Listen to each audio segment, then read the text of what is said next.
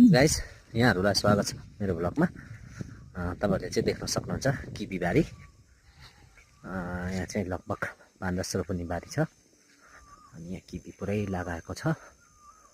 अनि पहिला चाहिँ यो बारी हाम्रै थियो अनि अहिले चाहिँ छैन, अहिले चाहिँ अरूले लानु भइसक्यो।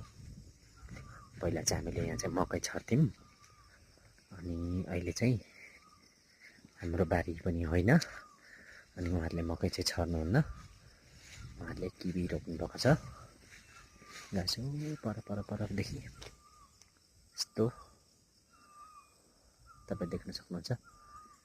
अहिले चाहिँ अब यो पुरा फुलिराखेको छ अनि फल्नु लागिसक्यो। तपाईँलाई देखाइदिन चाहन्छु म। यहाँ हेर्नुहोस् फलिरहेछ,